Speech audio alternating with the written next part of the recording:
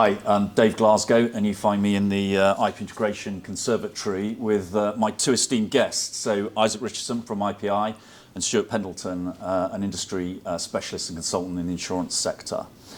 So on the eve of BIBA, which is mid-May, we were just talking and having a discussion really about the challenges facing the insurance sector and the opportunity, because the opportunity is huge.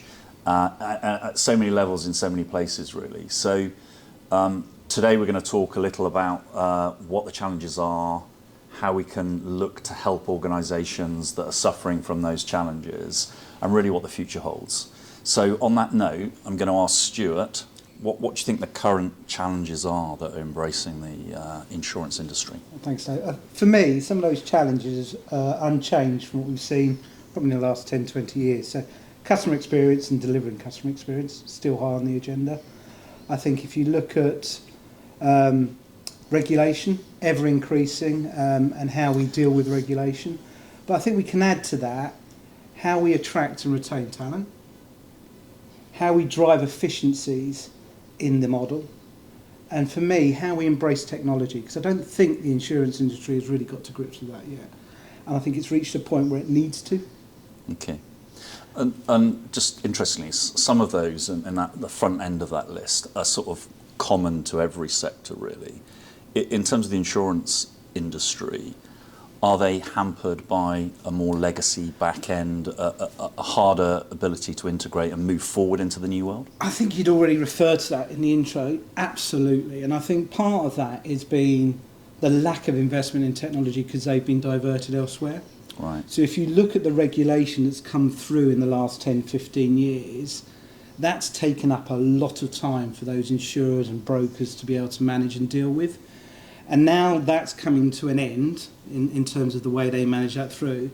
They have to turn their eyes and focus on what's needed going forward.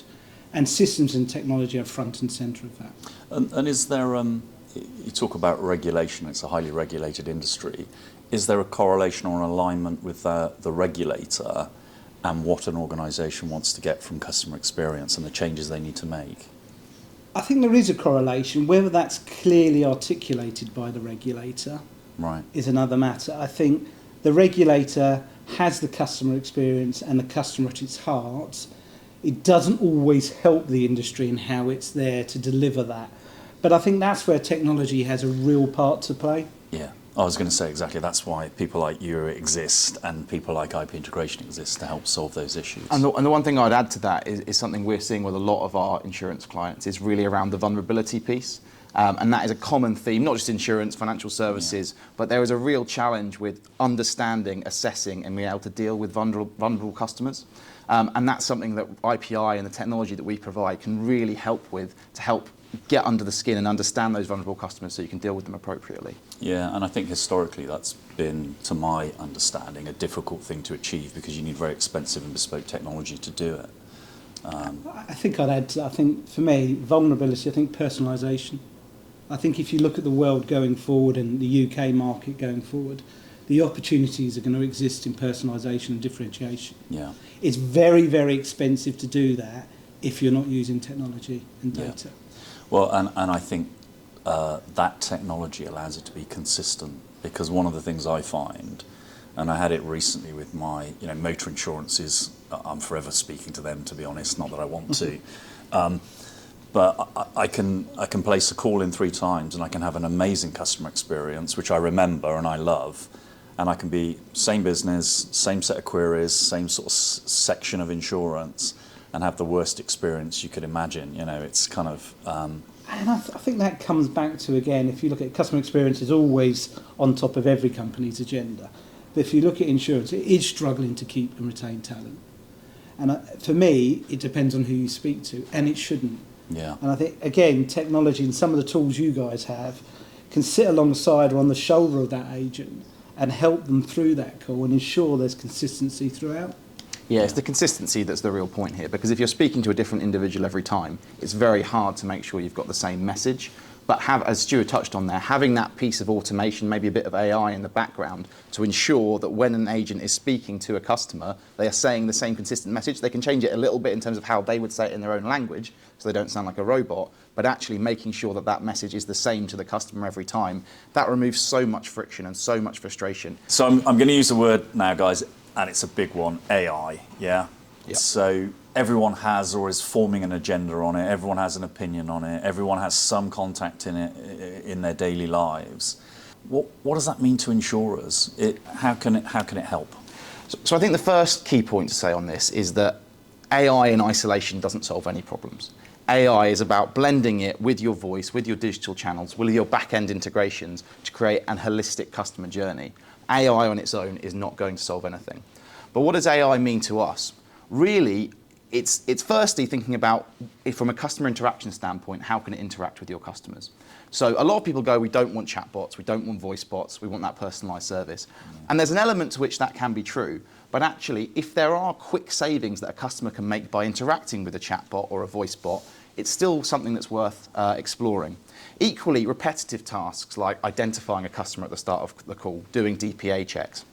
You can potentially use some sort of voice bot or AI to automate that process. And that can actually make it a lot shorter for the customer, but actually remove a lot of time from speaking with a live agent, which in reality is always going to be the most expensive element of a contact centre, the price of people. Sure. And I suppose we have to define what AI is, because it means so many different things to so many different people. And one of the technologies you were talking about there, the IDMV element of a call arriving, we've been doing that for years in terms of IVR. Absolutely, and I think for me, a lot of people are scared of AI because it's bounded around an awful lot.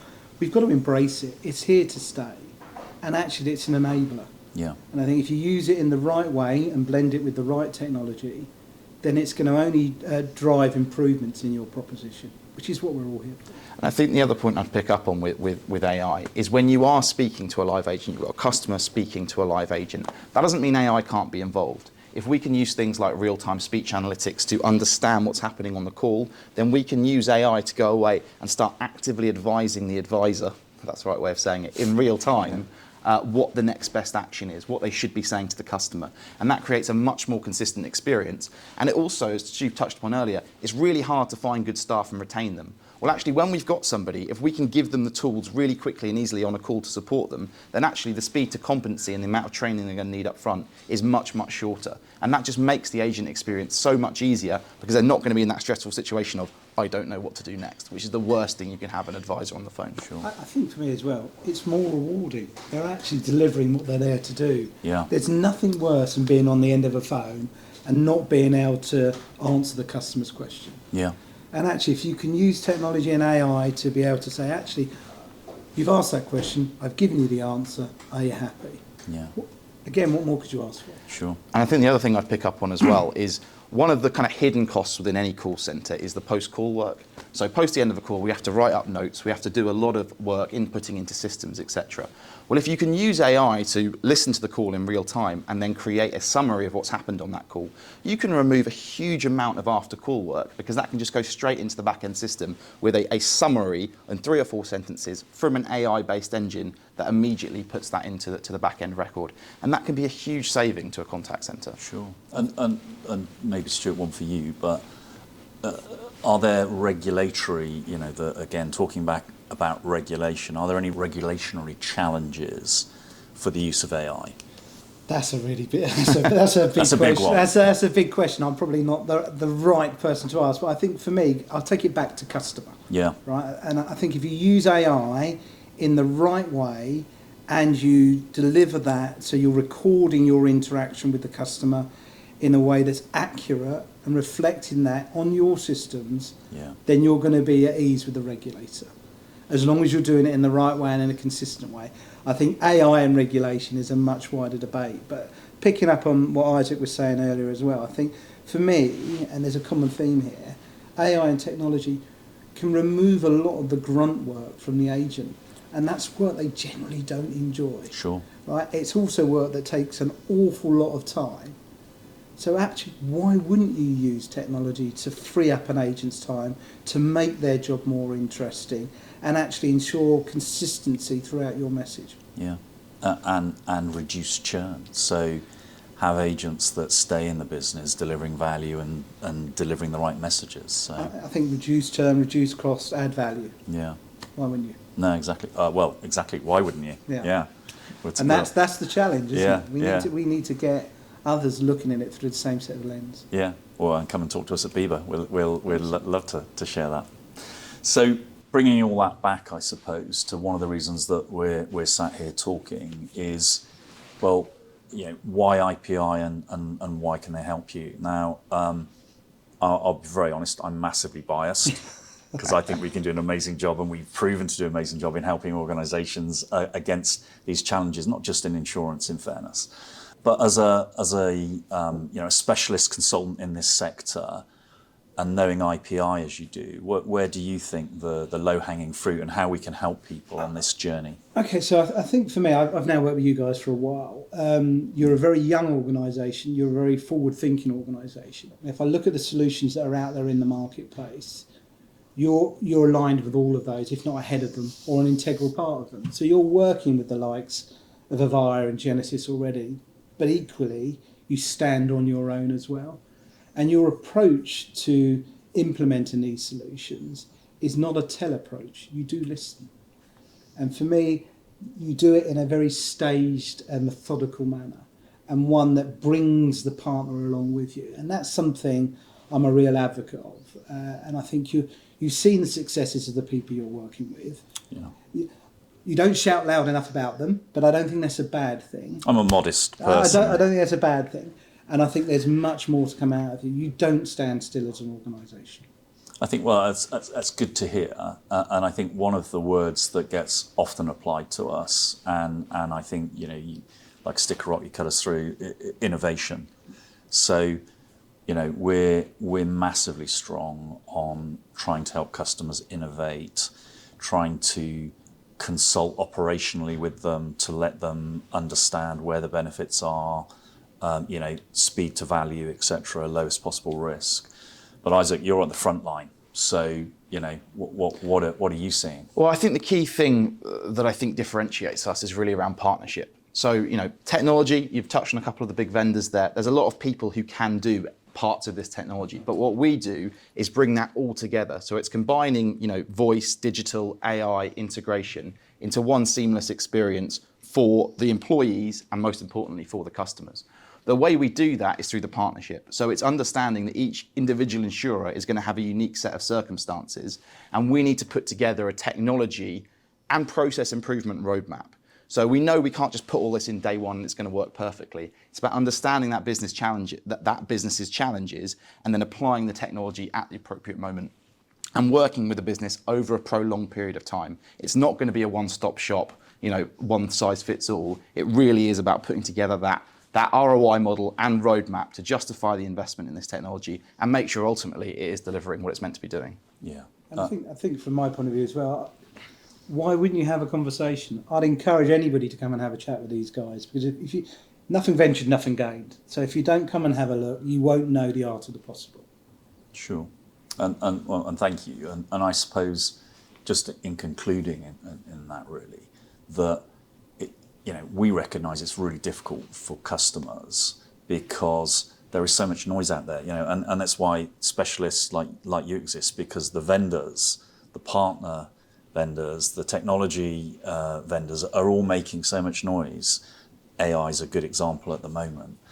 And we find it with customers that it's difficult for them to see through some of that grey as to a clarity of what they should actually do and what are the appropriate technologies and services that sit around it. Yeah. I think there's a common barrier sometimes there as well, because often your services are sold via the technology teams, and sometimes, rightly or wrongly, they're shielded from other members of the organisation. That's not of their doing. For me, actually being able to showcase what you do to others within the organisation and how they would bring benefit is really important. I think that's where we need to get to. We need to actually showcase what other business areas can win from your technology.